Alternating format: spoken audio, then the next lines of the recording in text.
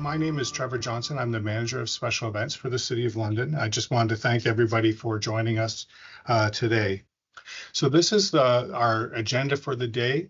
We're obviously in the middle of welcome and introductions. I thought what I would start with, though, is a little bit of just a high-level overview of what we're hoping to achieve for 2025 in terms of our new special events policy, our new special events procedure manual, and also just I think in terms of our overall goals, in terms of working with you and the work that you do to make London such a vibrant place each season. After I do my kind of high-level overview, I'm going to pass it over to Joanna and Natalie, who work with my team to spend a bit more time talking about the procedures related to event approval, sending in your event requests, the different steps along the way, and the way that they work with event operators. And then after that, we'll get into some more subject matter specific information related to emergency management plans, fireworks, sound design, parking, accessibility, access to free water, active and public transportation, and care for the public space. And many of these topics relate to the work that we've done over the past year and a half even, in doing really London's first top to bottom review and updating of the special events policy in quite some time. And through all of the work that you all contributed to this process and our other partners around the city and outside of the city, this was the first time that the policy had been really reviewed thoroughly in some time. And I think the efforts that we all contributed to that, including yourselves, really has produced some very helpful documents to help us help you and help you manage this process as well. One of the goals of our review was to try to find ways to reduce barriers for event operators to be able to bring their event ideas to life. And right off the top, what we learned from folks was how challenging the special events policy and procedure manual was, particularly for folks who were new to running their own event. That it had a lot of duplication and some confusing information and wasn't necessarily laid out in a very logical fashion that helped event operators kind of work through the different steps of planning an event and also in terms of getting an approval for their event through the various levels of approval that may be needed. So not only did we work to streamline those processes and streamline those policies, but we shifted our focus from creating one document to actually having two. So having a policy document that was more streamlined and simplified and aligned to City Council priorities that was much more understandable and straightforward for folks to be able to understand what are we working within, what's the policies that are going to guide the event itself, and then also we created the Administrative Procedures Manual, which has a lot more detailed information in it about the various different procedures related to some of the policies. But in addition to that, it contains example templates that event operators can use to help themselves plan their event and meet some of the new requirements that we've set out for event operators. So the hope is that through these new event templates, the clearer policy manual, and the more logically oriented procedure manual, that the process will be a little bit more straightforward and understandable for folks. So we also have been working over the past year or two on working more from a proactive planning approach with event operators.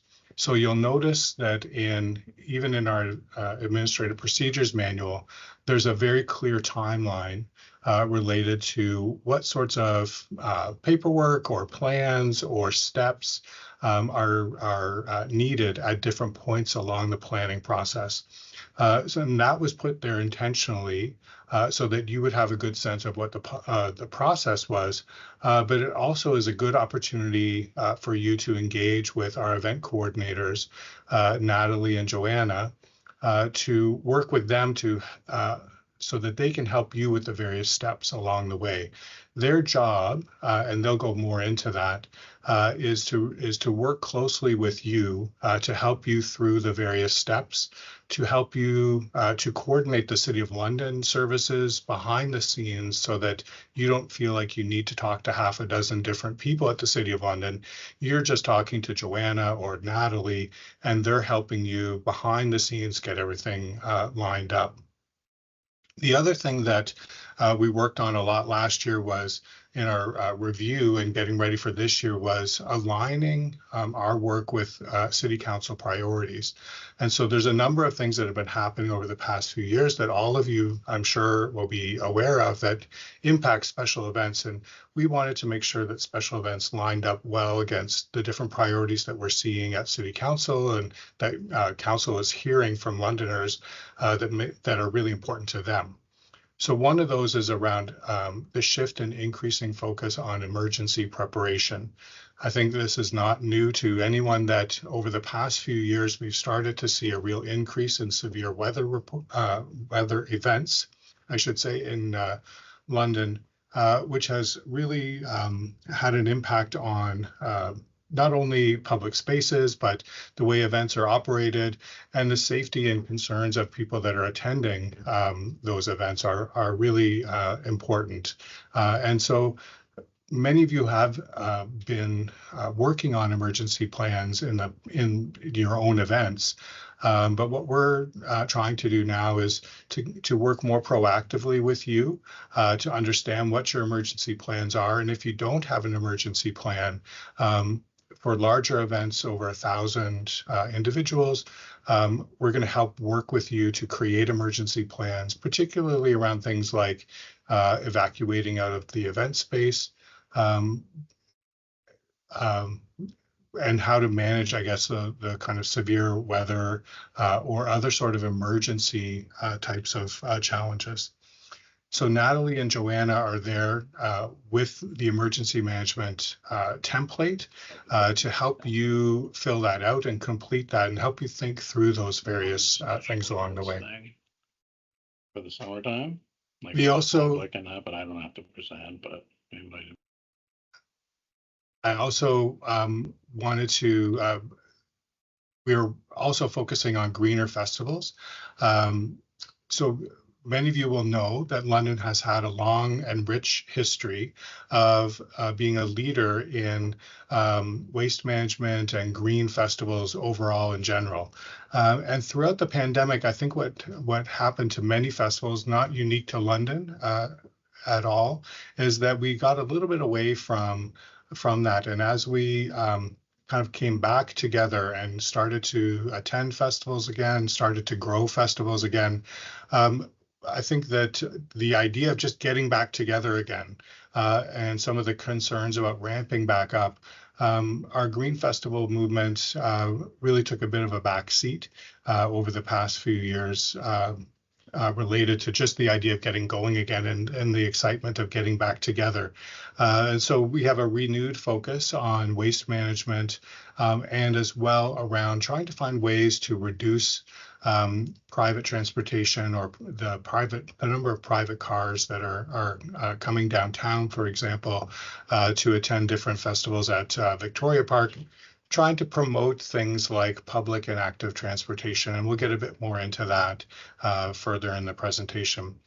We also know for many of you that put on live music events that the technology and the approach to live music has really grown over the past few years. And we're doing some amazing things around speakers, the way that you can move sound around, and the way that folks that are attending events can enjoy live music. And so we've modernized our approach to amplified sound at events. We did that in collaboration with our London Music Office and event operators and production companies, and a number of folks provided us with some input into that. So Corey from the London Music Office is going to walk us through that modernized approach, and some of our other folks here, guests, will be able to help us with that as well. Another thing that has come up quite a bit over the past few years is related to accessing water at special events. Many of you do that already, in the sense of you either host your event at a park where there is a free water source, a water fountain or something like that, or you order the Thirstmobile or a thirst station for your event. What's a little bit different this year in our special events policy is that we've strengthened that requirement, I guess, to access free water. And in particular, one of the changes that you might notice the most is for gated events in Harris Park. We've allowed, I should say, the ability to bring in empty plastic reusable water bottles into gated events in Harris Park. Not metal water bottles, but plastic water bottles. And we'll talk a little bit more about that.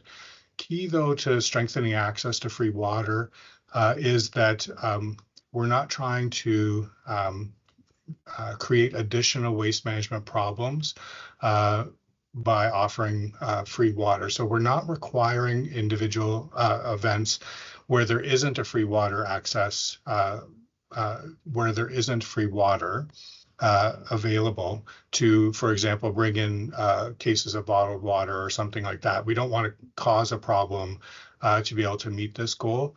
It's really just making best efforts to do that, and we'll leave it at that. The real focus is on the larger events and making sure that folks are thinking about accessing the thirst stations and the Thirstmobiles that are available free of charge.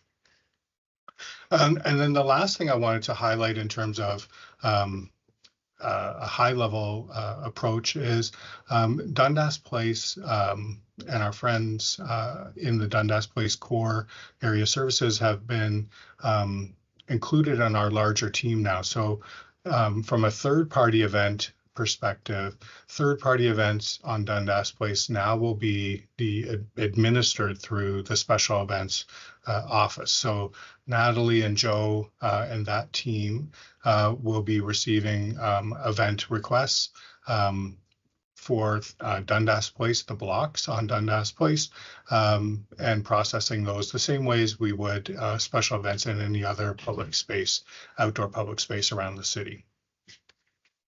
Okay.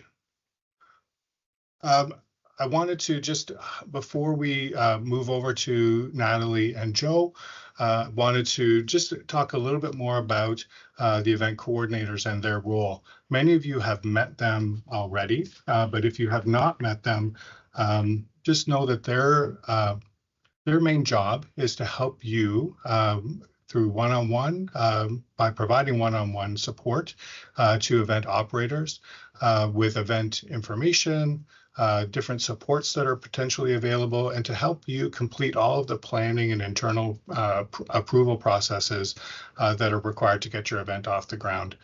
They also provide on-site support. So if you need someone to visit at your event, to look at your event space, or to check in with, they are mobile and can come to your event as well.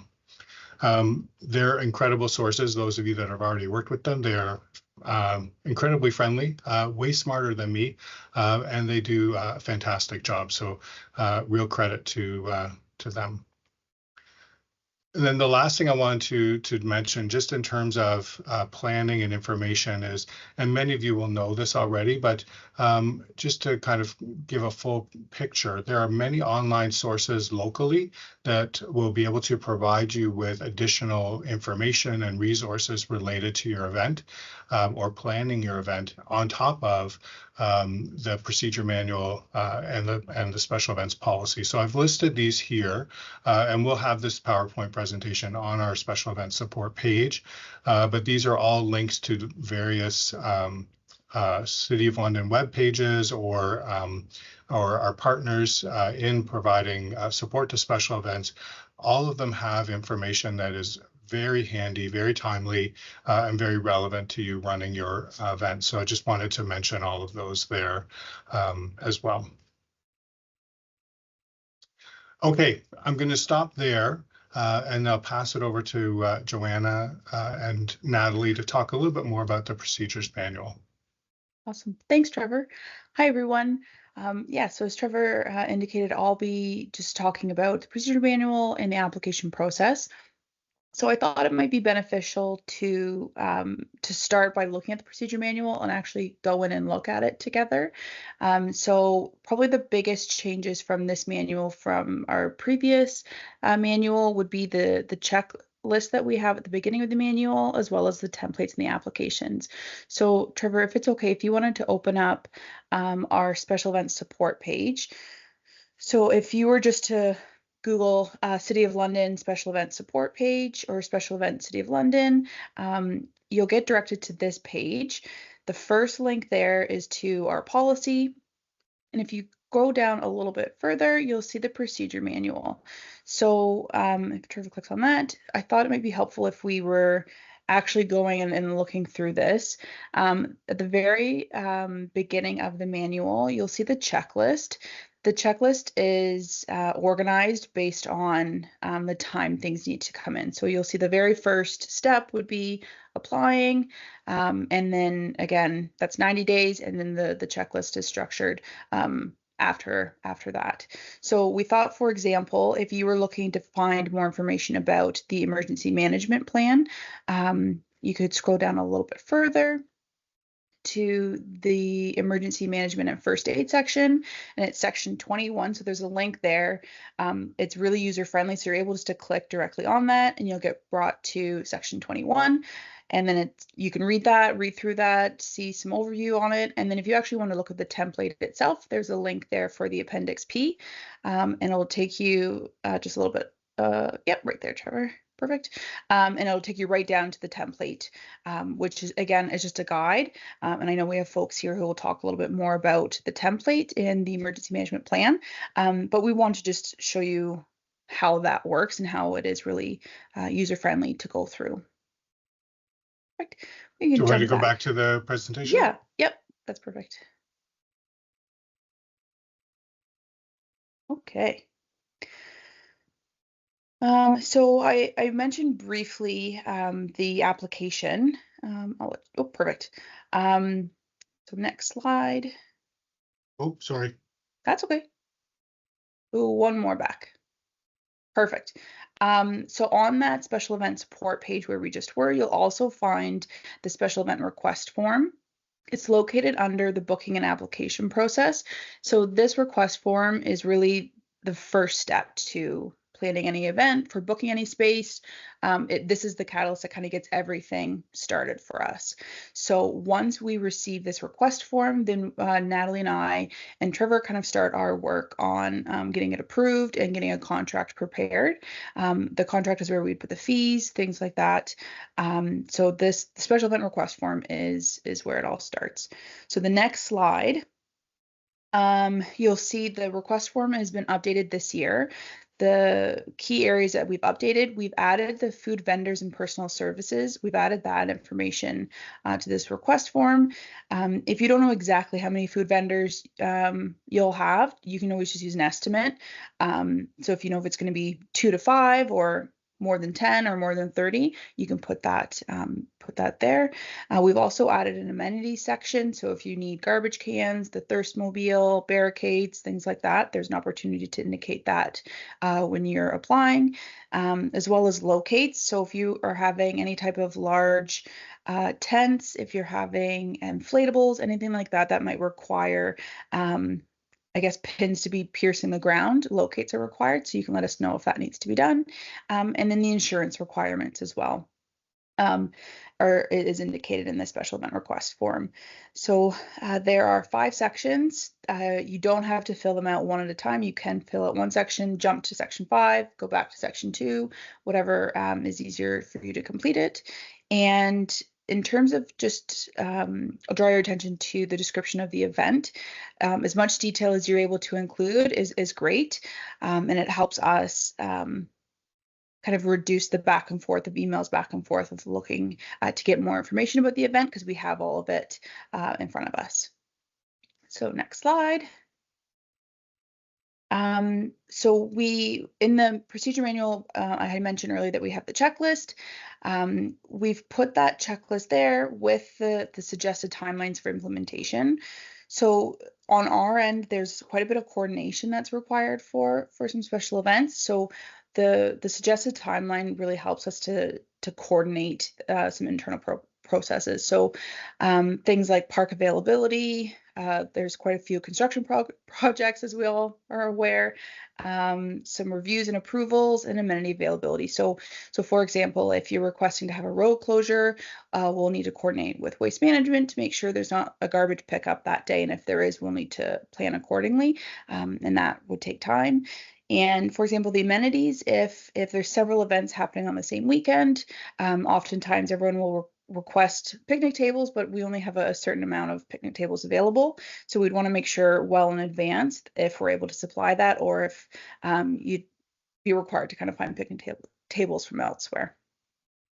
Yeah, next slide. Perfect. And I'll pass it over to Natalie. Thank you, Joe. So again, I am Natalie Rodriguez, Special Events Coordinator as well. In case we haven't connected either through email or on the phone or in person from this year. So what is a special event? Either you know this very well as you're here today, or if you are new here, this is when we receive a request, we take a look at whether your request fits the definition of a special event. So is it a one-time, annual, or infrequent current event? Will it be on City London properties, such as Victoria Park would be an example? It has over 300 expected attendees. Sorry. It is open to the public and free to attend. Raises city profile. And then this includes things like at Victoria Park, for example, the band shell, or roadways, closing a roadway as well. Trevor, next, please. So common examples of a special event are outdoor festivals. This is something that you'll probably see throughout the season. Your event most likely falls under one of these examples. Fundraisers, walks, or runs, especially along the Thames Valley Parkway, third-party events that are run on Dundas Place, and then large events in neighborhood areas as well. And then, Trevor, next slide, please. And then what's not a special event? So typically these are types of special events that are not considered to be facilitated by our team, things like an outdoor sports tournament, indoor events, picnic site rentals, anything less than 300 people, or on a private property. Of course, from time to time, there might be unique criteria that makes an exception to some of these categories. But other examples that are not considered as a special event would be something like birthdays, celebrations of life.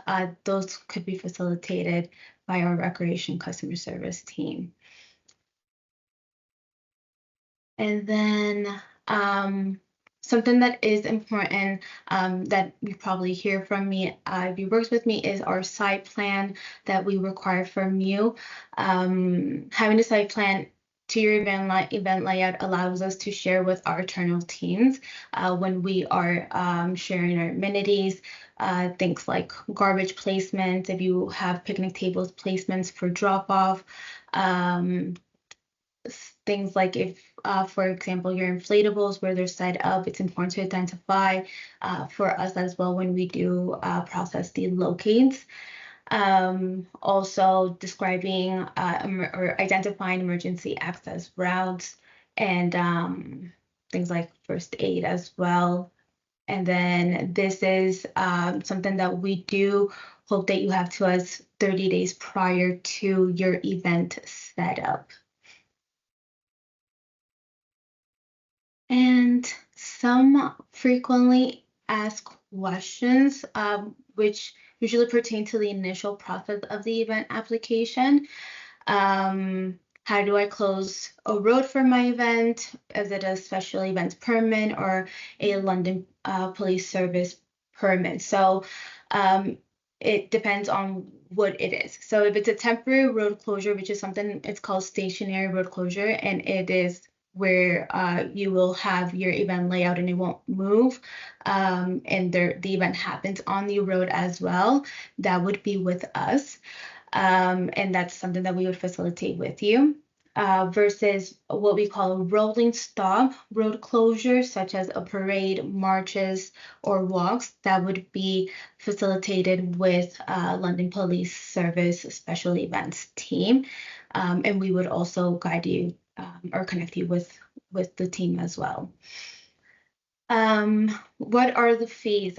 So this is something that we typically get, again, from the initial process of the application or when the request is being submitted. You can find a list of the fees in our procedural manual in Appendix A, and this is also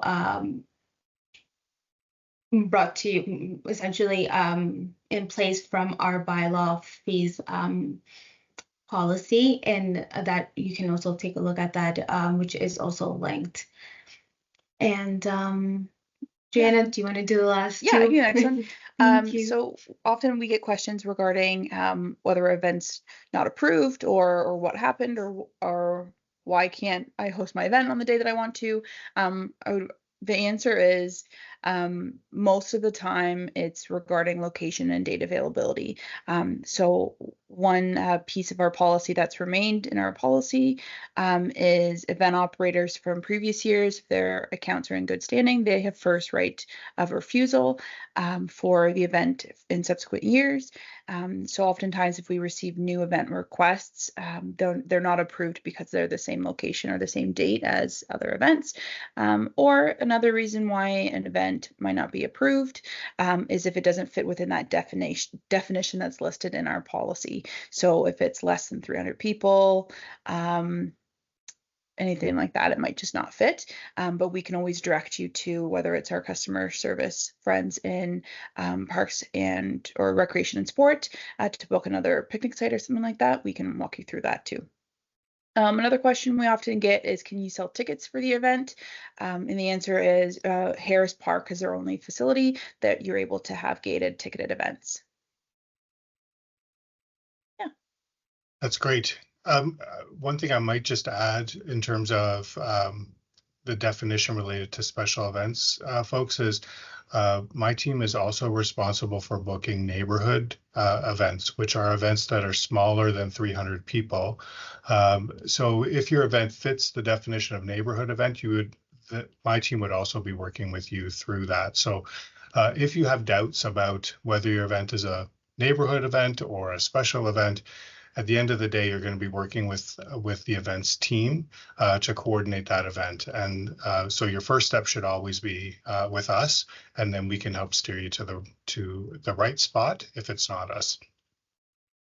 Okay, I'm going to change gears now from Joanna and Natalie's great presentation to emergency management plans. And I think Sean King, Manager of Security Services, is going to help us through that.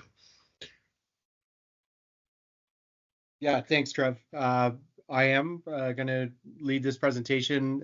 Andre Beauregard, the Manager of Emergency Management, will assist and chime in as needed should I falter or should I miss a topic that needs to be covered. So thank you, everyone, for your attendance today. It's a pleasure to see you all, at least virtually this afternoon.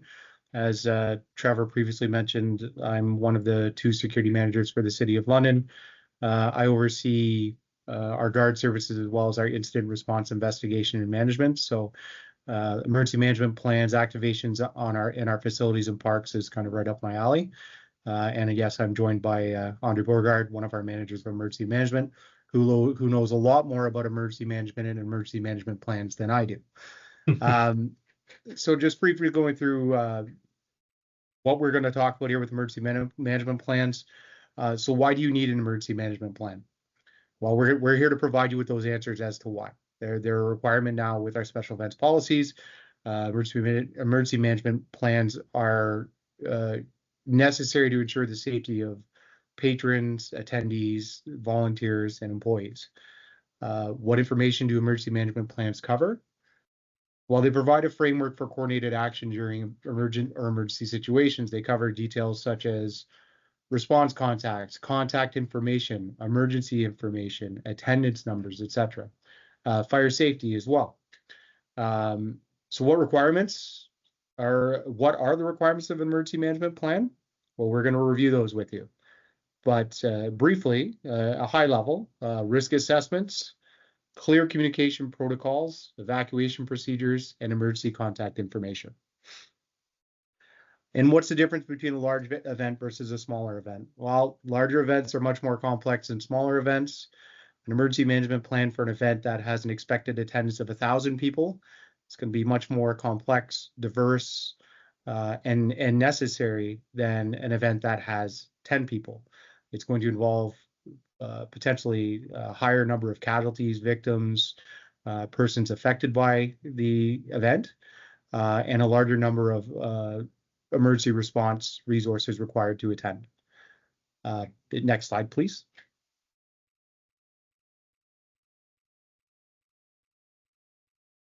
So why do you, as an event operator, need an emergency management plan? Well, they provide framework for response details, response options. They provide the framework for coordinated action during an urgent or emergency situation, and they help to protect lives, prevent injury and harm, and minimize damage to assets or resources. Should an urgent or emergency event happen, you need assistant resources there as soon as possible. Having an emergency management plan helps you, directs you, and assists you in ensuring those resources get on site as soon as possible. It provides proactive instruction to you and your staff, your volunteers, or your attendees.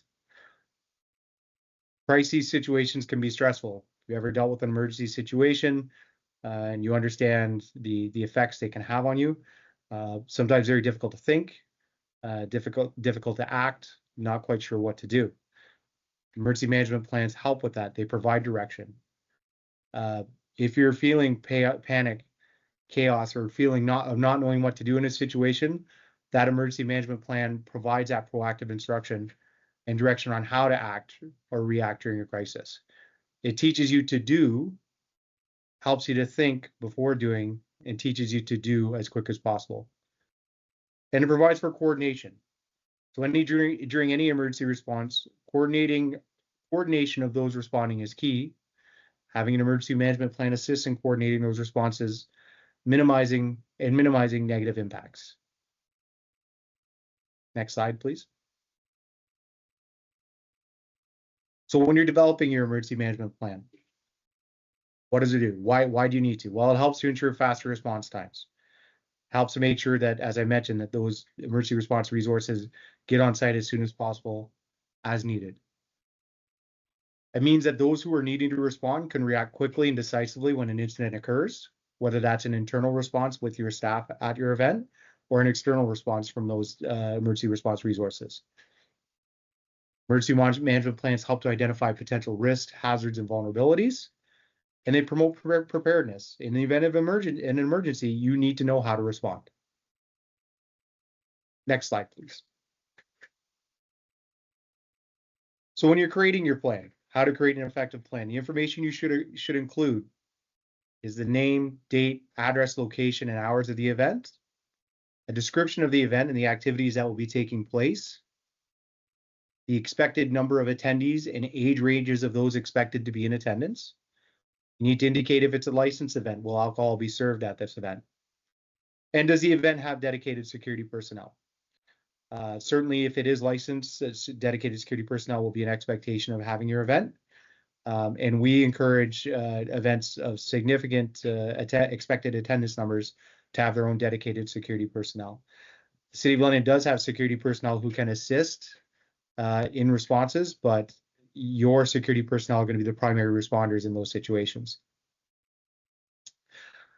Emergency management plan lists key contacts. It provides contacts for your event organizer, all event personnel, and including an organizational chart to indicate who's in charge. That information should be included. First aid service, how is it being provided, who is providing it, where is it being provided? Security service, the same thing. Emergency response services, and any other key contacts. And other details that should be included.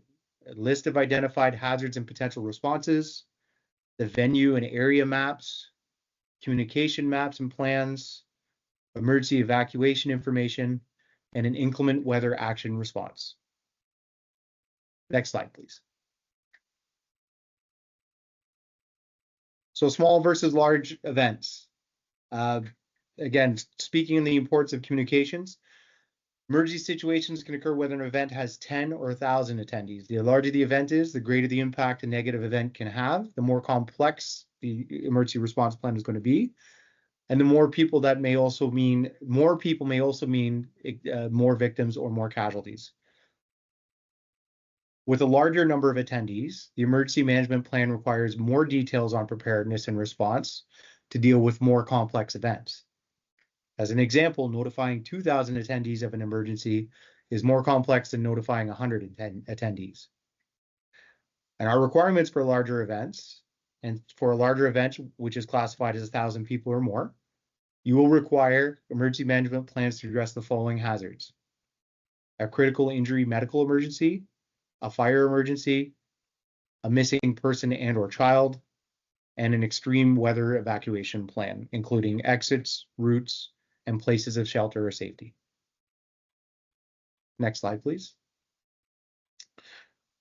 Planning for emergency events is extremely important. The safety and security of event attendees and personnel need to be a priority.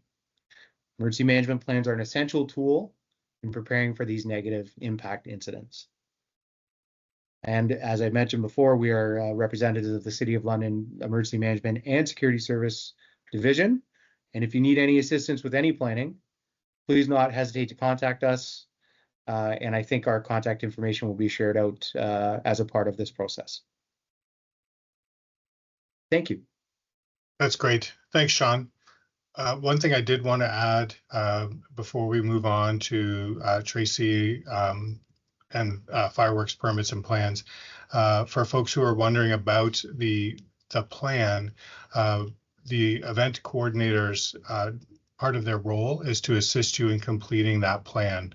And oftentimes for many events, many of you that are attending today, your event will be happening year over year. You've been running it for several years.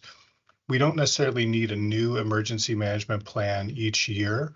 It's new this year, so my team is going to help you through that. But if there's no real change to your event in terms of the location or the size or any of the other variables, we can reuse that plan year over year. So just want to give you that sense that we're here to help with this, and that the plan can be in your own format as long as it meets those basic requirements. But we do include a template if you need an example of that, and we're here to help with that. Okay, I'm going to pass it on now to Tracy McLeish. She's a fire prevention officer with London Fire Department. Tracy, are you still here? Yep, I'm here. Can you guys hear me? We can. Okay, good. I was having some technical difficulties, so I just want to make sure you can all hear me. I can turn my camera on if everyone wants to see me. Not that anyone wants to see me. They Doesn't- can't see you anyway because they Oh, just see okay. the Well, there slide. you go. So it's all good. Perfect, perfect. Okay, uh, good afternoon, everybody. I'm Tracy. I'm the acting Chief of Fire Prevention currently, and I'm just filling in for Chief Heptich this afternoon. He was off today, so he just asked me if I could fill in for this presentation. So hopefully I can cover everything he wanted to. So we're here kind of to talk about fireworks and pyrotechnic permits and what's required for the events. So just to start off, we're just going to talk about the City of London fireworks bylaw. It really encompasses all of the kind of the requirements of what we require as far as fireworks and pyro for any of the pyro shows. So just to review, the discharge of consumer or display fireworks for the purposes of a fireworks display requires a permit. The discharge of special effect pyrotechnics for the purpose of a show concert requires a pyrotechnics permit. And no person shall discharge consumer fireworks except between dusk and 11 p.m. on Victoria Day, Canada Day, Diwali, and Lunar New Year, which we just had. And as part of a display of fireworks for which a permit has been obtained and for which all conditions and requirements of the permit have been met. Applications for a fireworks permit shall be submitted 21 calendar days prior to the event. And applications for a pyrotechnics permit shall be shall be submitted a minimum of 15 calendar days prior to the event. So we have to make sure that we receive all that prior to the event in that specific days, 21 for fireworks and 15 for pyro. A professional display fireworks company is required to submit for the permit. So what they do is they contact the fire department. We supply them with the permit that they have to fill out along with all the requirements that they have to send in. And fireworks or pyrotechnics permits should be submitted via email to fireforms@london.ca. That's a newer requirement. That's just a generic email that we have at the fire department, just so that it's not going to one specific person. They might be off or they might be on vacation and we're not going to receive that for quite a while. So it's now going to be sent to fireforms@london.ca. Fire prevention inspectors will conduct on-site inspections for fireworks and pyrotechnic displays in accordance with the Ontario Fire Code and the Natural Resources Canada Display Fireworks Manual. We require a list of everything that's going to be set off, and we compare that to the NRC listing to make sure that it's acceptable. And further information is available via the City of London website. So that's pretty much the permit process. We will come out and do an inspection, and then we sign off on the permit and supply that to the company that's doing the event. So some of the Ontario Fire Code requirements that we may look for when we go out to a special event, even if it's not a fireworks or a pyro, it could be just a special event that's happening in this city. For instance, it might be Rock the Park. We go out and we may inspect the tents to make sure that they have the flame-proof treatments on them as per NFPA 705, and treatment shall be renewed as often as necessary. If we're going into a building, we may ask for a fire alarm report, sprinkler report. We may look at extinguishers, emergency lighting testing. Any of those documents we may require at the time. And commercial cooking, ventilation and suppression systems, annual testing. We need to make sure that that equipment is safe during the event if you're going to be using that. Compressed gas cylinders, amount permitted in the storage, and the use of straw or hay in an assembly occupancy, and tents and air supported structures in conformance with the Ontario Building Code. That does not apply to tents that have an area of 30 meters squared or less and use for camping. So that's some of the things that we'll look for when an inspector goes in prior to a special event, just to make sure that everything's safe. And I think that's pretty much everything that he had wanted to talk about. I know I sped through that pretty quickly. A lot of our fireworks and pyrotechnic companies are Common, they kind of know what the process is, but for anybody that's new, there is a process that has to be followed with requirements, and it is in the bylaw. It's all in the bylaw. And it is also spelled out on our permits when we send out to you the requirements that you need, and everything that you have to send back to us. So, I mean, if there's any questions for anybody, if they have questions, they can definitely call us in fire prevention. It'll come through to me anyway, so you'll talk to me eventually. But by all means, you can call me, email me. Unfortunately, I don't have my information there, but if you call that number that's on that last slide there for the questions, they can direct you through to me. Okay. That's great. Thank you so much for that.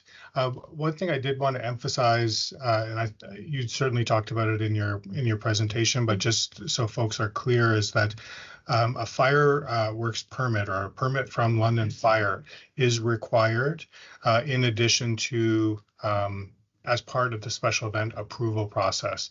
So folks may get confused about that, but that is a separate permitting process that London Fire is responsible for. So we may be working with you on booking a park space, but London Fire would be working, if you were using pyrotechnics or fireworks or things of that nature, they'll be working with either your fireworks provider or yourself to get that lined up. That's great. Thanks, Trevor. That's true. Thank you. Okay. All right, folks, next up is we're going to talk about our sound design plan. This is a new area as well in our procedure manual, and it really reflects a shift towards thinking ahead of time about sound and about amplified sound in particular. So Corey Crossman, manager in the London Music Office, is here to talk about that. Awesome. Thank you so much for having me. I just put a bunch of links in there. Big shout out to Trevor and the entire team that's put this together. There's a lot of work that's gone into the special events manual update, and I'm quite thrilled with some of the things that are there. As Trevor mentioned, I'm the manager of the London Music Office located within Tourism London. The London Music Office works to create conditions for the industry to thrive and grow in London. Updating special events policy to support both the music sector and balancing the needs of the public wants is very important.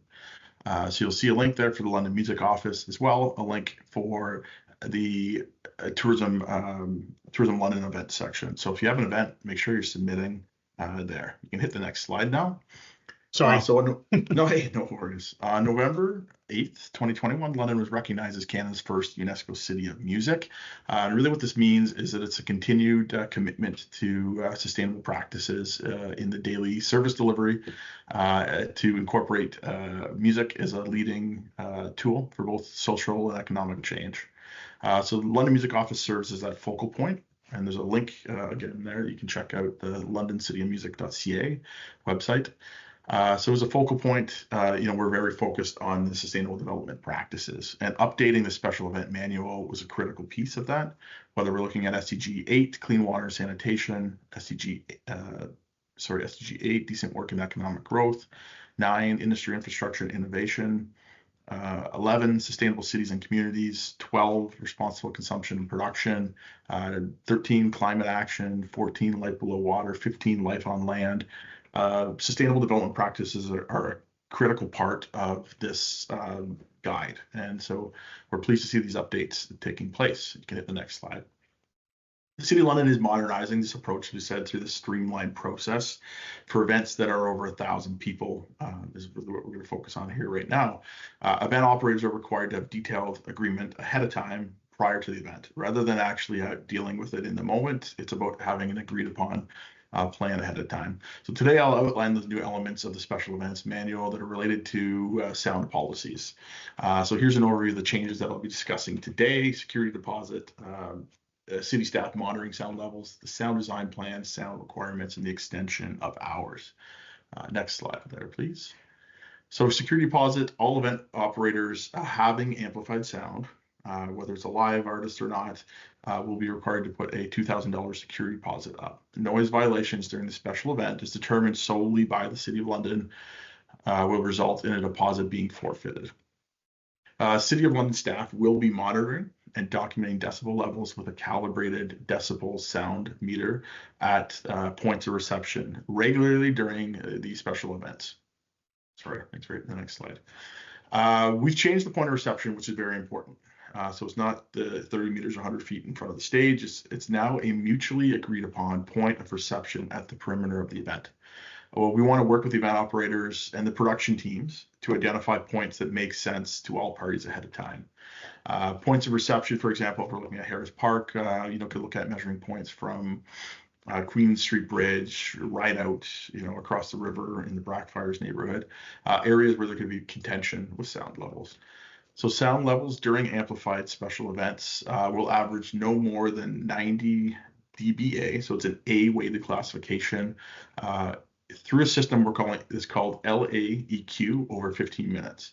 And so this is measured from that new point of reception. Sound readings are measured over a 15-minute interval, establishing a single medium number that should not exceed 90 dBA in terms of an LAQ equivalent over 15 minutes. So this allows for peaks and valleys in the performance, and this allows for an average number to be produced. So you may be over 90, you may be under 90, but we want to see an average of 90 over the 15-minute reading period. So this is a very proactive approach that allows industry to do what it needs to do while also balancing the wants and needs of the community. When required, event operators will need to provide a digital sound file from the event's sound engineer to confirm the decibel average for the event when required. Next slide, please. The sound design plan. Sound design plan is intended to be an agreement. This agreement will be based on the conversations between all the parties in advance of the special event. It will be based on the following principles: a proactive planning, where we're working together well in advance of the event with all the parties involved. Communication will be a considerable piece of this, working with residents, special event operators, event sound technicians, the London Music Office, and other individual parties, or other involved parties, I should say. Consistent and accurate measurement points are key to this. So properly calibrated tools, consistent across approaches for gathering accurate measurement. This will help inform decision making in real time, and we're able to make real-time responses. Respect and accountability among all parties is critical here. Special event operators, residents, sound technician staff, attendees, and other parties that have wants these events to exceed, that enrich our community and really sort of drive both social and economic opportunities. These boost opportunities for local artists and reduce negative impacts on those living and working around the event space. So sound design plan has 6 critical points. Get the next slide. Identifying the production team. So who is included in this production team, whether it be a promoter, a front of house sound technician, a tour manager that's with the group. Confirm the location of the sound measuring sites at the perimeter and who is responsible for those measurements. Expected noise levels, sound levels to ensure maximum sound levels aren't breached, and we ensure that average of 90 dBA at an LEQ measurement over 15 is taking place at the point of reception. Communication strategies, roles, and responsibilities to inform the public and the local area residents will be a key piece, as we stated. And contact information for addressing sound-related challenges. Again, dealing with this during the event, so we can be reactionary. A visual map. You could be using Google Maps. It's sort of identifying where the stage is, where the front of house technician is, the agreed sound measurement points. So this sound design plan really prepares event organizers with this solid plan that ultimately supports your live event. So this document includes notes on things like cardioid speakers that help reduce sound bleed from behind. If you've got directional speakers that are concentrating sound in a more focused area, these types of technologies are going to help reduce sound impact on the surrounding community, and arm the event operator with pieces that they're doing to make sure this event is enjoyable by all. So that's a really important piece that we've added this year. If you go next, sound requirements. Sorry, back one. I was ahead of myself, I guess. Sorry. No worries. Special event operators are required to follow the special events policy in the City of London sound bylaw, regardless of the sound event. But when we're speaking to events of over 1,000 people, special event operators are required to submit a sound design plan, as we outlined above. And this needs to be done more than 10 days prior to the event. For events with amplified sound, they're also responsible for informing residents, business owners, and property owners of the event 10 days prior with written notice. It could be a flyer or a written notice of some type to include the event location, the dates, the name, and the duration in which sound will occur. So your event may be from 7 o'clock to 11 o'clock. If you have sound checks that are happening during the day, you need to identify when those will be taking place. And again, you know, it's a timeline. It's a rough timeline. It might not be to the minute, but it's about arming people in the community with this information so there isn't pushback or surprise. In the event there's a road closure and amplified sound, the special event operators can provide both information in that same notice. I can hit the next slide now. It's important to note the extended hours. So amplified sound and non-amplified sound for special events will be limited to the hours of 9 a.m. to 11 p.m. without the exception of special events taking place on Fridays and Saturdays in 3 locations: Victoria Park, Harris Park, and Dundas Place. This will be limited to the hours of 9 a.m. to 12 a.m. So this is an extension of an hour. This is allowing for a 15-minute grace period to also take place in the event of inclement weather. If we have exceptional circumstances, the city manager, deputy city manager or designate is also authorized to extend the hours of amplified sound for special events to a maximum extension of 45 minutes. Amplified sound is permitted at special events on New Year's Eve until 12 a.m. So that's my portion of things. You've got those links there if you need to reach me. You know, we're looking forward to a great summer of events. We have a fantastic music community, and these steps are a real progressive move forward where we're balancing the needs of industry and the wants of people. So thank you. Thanks, Corey. That was great. One thing I did want to maybe clarify for folks who ask or maybe thinking about that $2,000 security deposit, just so folks know that's a deposit that would be applied after the event in the event that there was a violation of the policy, and you would know that during the event, because as part of our sound design plan, we would be talking to each other about what's happening. So those of you that are in smaller events, you don't need to put $2,000 up front before you host your event. It's applied after the fact, and it's only in the circumstance where there's a violation. And hopefully with the changes and the planning ahead of time, we won't be experiencing violations in the future. That's the hope anyway. So next up is we're going to talk a little bit about parking. And so Sean Steenburgen, the manager of parking services for the City of London, is here to talk about that. Sean, are you there? Thank you, Trevor. Yeah, thank you. Sorry. That's okay. Just waiting for mute to disengage there. Yeah, so thank you for your involvement, Trevor. Parking is a small but mighty piece of special events. With all the people that come into the special events, often come with it are a lot of vehicles. Why is compliance of parking regulations around special events needed? For many different reasons, primarily preservation of public spaces, in order to help maintain our public facilities and ensure they remain enjoyable for everyone and accessible for everyone. Proper parking certainly assists with that. That being parking on grounds of Victoria Park.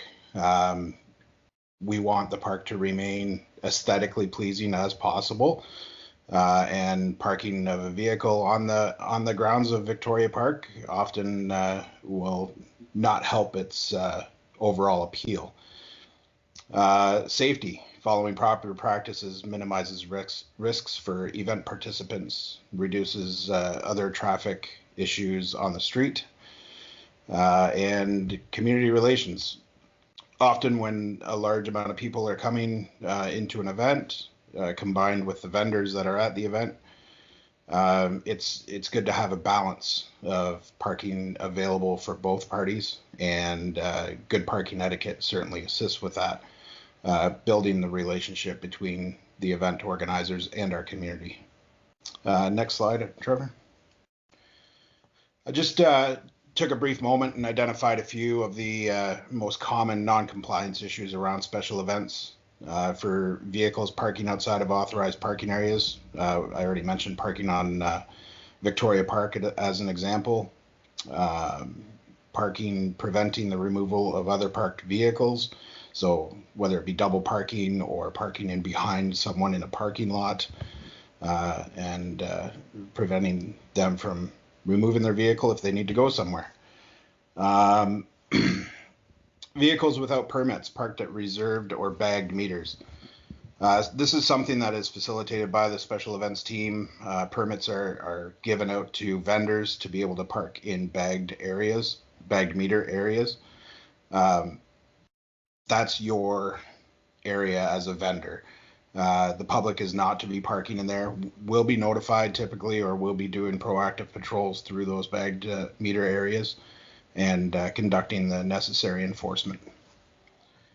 Parking in posted prohibited areas such as no parking or no stopping zones. Those are all around all of our parks on community streets and in our municipal parking lots. Accessible parking without a valid provincial issued accessible parking permit. The fines for this are quite hefty, minimum $385. And we want the accessible community to be attending our events equally as much as the rest of the community. That in a nutshell is what parking is all about in relation to special events. I've already anticipated working with Trevor early on in the spring to assist in spreading some good news rather than penalties. So I'll be working with Trevor and his team going forward on that. But it really is nice to see the passion that Trevor and his team have and bringing us all together for the better of special events. That's great. Thanks, Sean.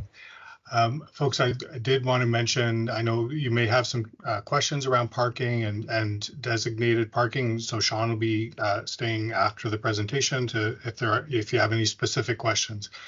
I would just encourage you to work with the event coordinators if you have parking needs outside of those of you that are at, organizing events at Victoria Park. You're aware of where the authorized parking is.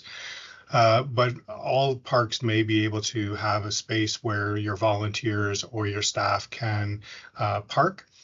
Just work with Joanna and Natalie ahead of time to make sure that we're aware of where those designated areas are.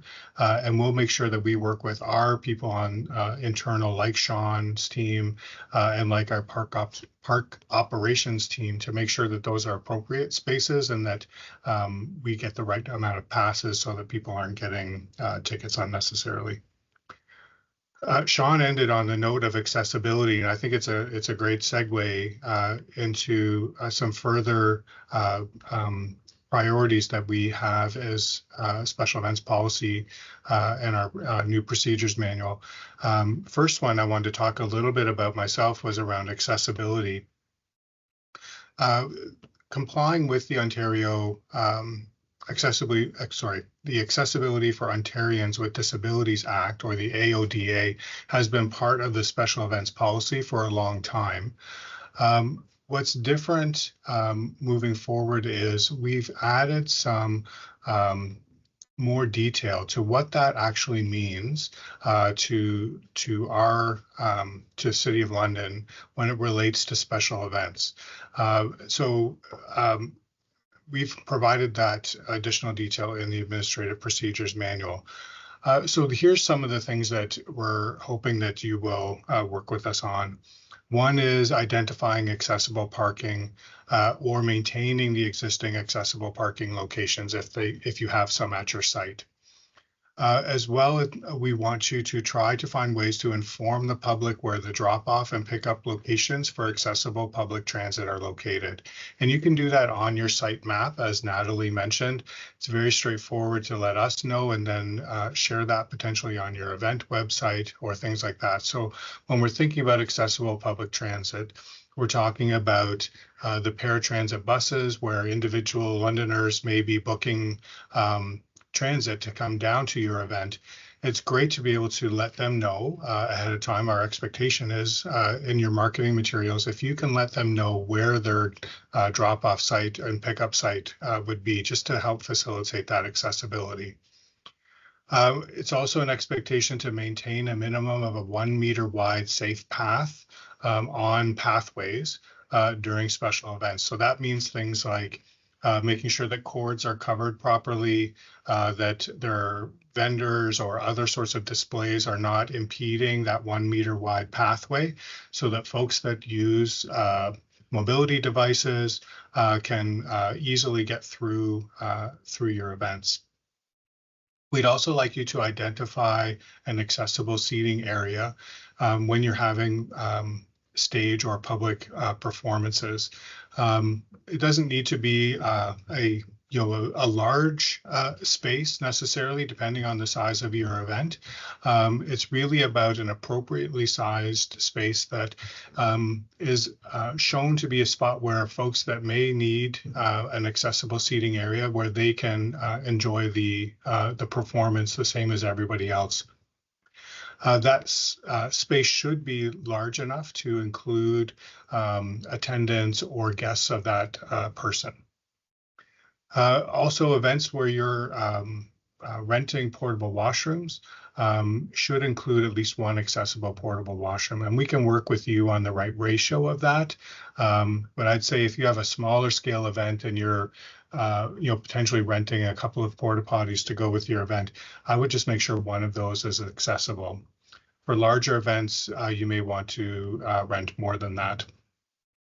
It's also important, I think, in your planning for your event to designate a volunteer or a staff person who has some responsibility for keeping an eye on things like accessibility. It doesn't necessarily have to be obviously their only job, but it could be one of their duties to be thinking about accessibility at your event and monitoring things like pathways and accessible seating, etc. And then, as Sean mentioned to us, ensuring that in your evacuation plan, if you do have an evacuation plan, make sure that that evacuation plan addresses the evacuation of people with disabilities as well. So really our goal with this renewed focus on accessibility and providing this extra detail is to increase accessibility for everyone to enjoy special events in London. When you go to the Administrative Procedures Manual, you'll see that there are some extra information links on there to help you think about these sorts of things and plan for your event related to the AODA.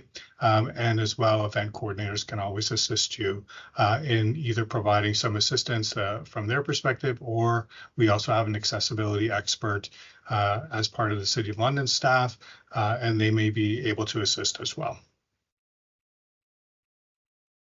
I wanted to talk a little bit about access to free water. Many of you already access Thirstmobile or Thirst Station water stations, or you are at a park location that has available water through a water fountain or a bottle filling station or something like that. We're hoping that event operators will ensure that free drinking water is available at all gated special events. So those are the ones at Harris Park, where there's a ticketed event, and that patrons of these events shall be permitted to bring in empty reusable water bottles into that event. Also, we're asking event operators in general to make best efforts to ensure free drinking water is available at sites where water fountains or water bottle filling stations aren't located. And just as a reminder, our Thirstmobile and Thirst stations are available at no charge, but there is a limited supply of those. So again, getting back to proactive planning, the sooner you can book those, the more likely it is that you'll be able to access those. So our goal with this change is to increase the access to free water at events, and then also within reason, though. We are not expecting event operators to provide bottled water, for example, at events. So you can reserve that Thirstmobile, those thirst stations through the City of London Water.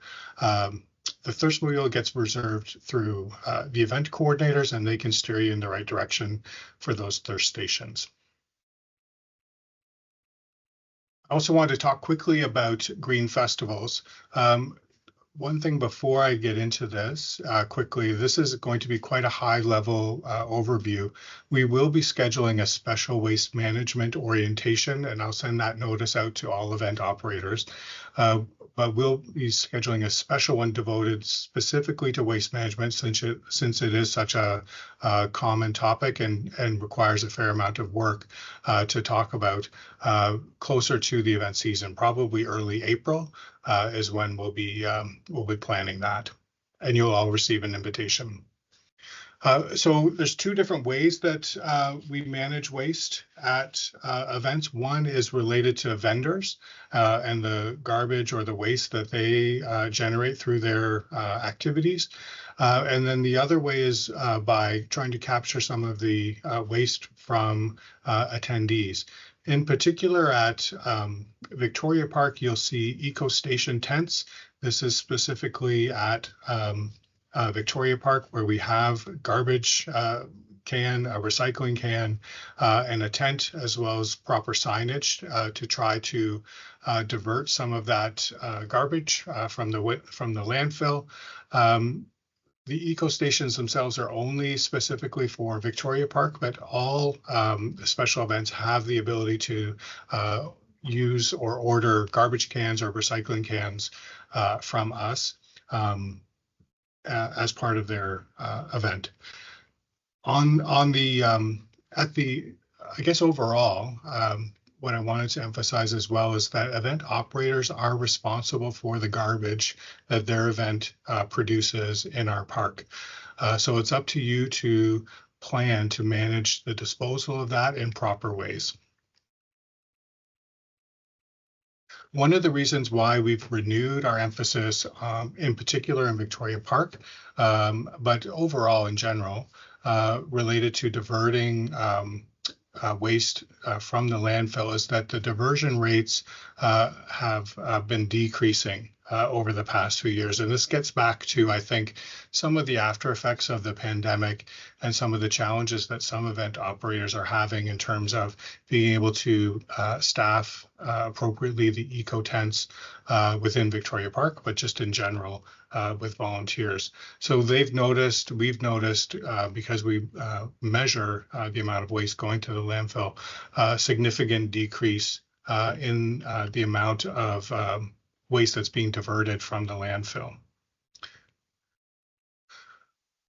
So in moving into 2025, you'll see a renewed emphasis on eco stations, in particular in Victoria Park.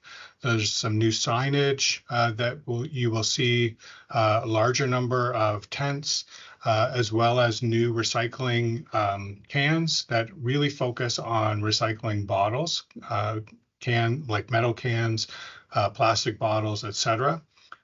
So we're really focusing on that for this coming year, moving forward, as well as additional resources for vendors and event operators in terms of how to assist people in making good choices about diverting that recycling out of the landfills.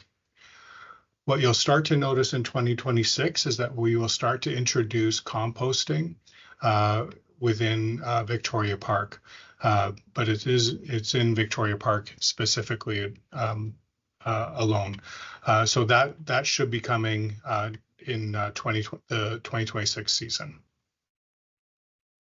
So our friends in waste management at the city offer a variety of supports to event operators to try to reduce the amount of waste going to landfill and to deal with their waste appropriately.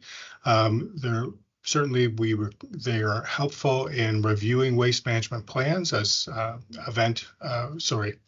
Joanna and Natalie will be working with you on. They will have staff available to assist you in terms of talking or orienting your vendors and organizers and volunteers on how to manage waste appropriately. And they'll be providing some information packages, particularly to vendors in Victoria Park, but those would be available to any vendor related to managing event waste.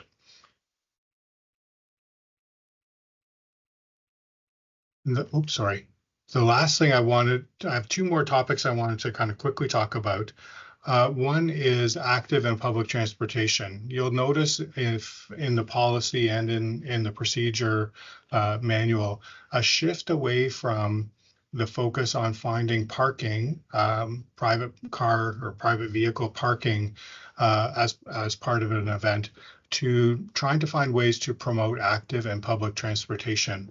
And so this could mean things like on your marketing materials, identifying the various bus routes that may be able to take people to your event without needing to drive and find parking. It also could mean utilizing the City of London's bike valet parking system. It could also mean things like working with event operators to organize shuttle services from a different location into the event space. For example, our good friends at the CALSA event last year organized a school bus shuttle from a location outside of downtown with members of their community to bring them to the event as a way to try to reduce the amount of traffic heading down to that event. For folks that have events over 2,000 individuals that expect over 2,000 individuals, we are requiring, as long as it's available, the bike valet parking to be set up. And in particular, we're focused on Victoria Park or downtown parks for this. That valet system is available, will be dropped off at the park, but it is the responsibility of the event operator to have volunteers to staff that, or staff, I guess, to staff that bike valet parking. Our staff is available to assist and will train on how to use the system and set it up for you, but it would be your responsibility to operationalize that. And then the last thing I wanted to touch on before we get to questions is I just wanted to end on reflecting on our responsibility to care for space.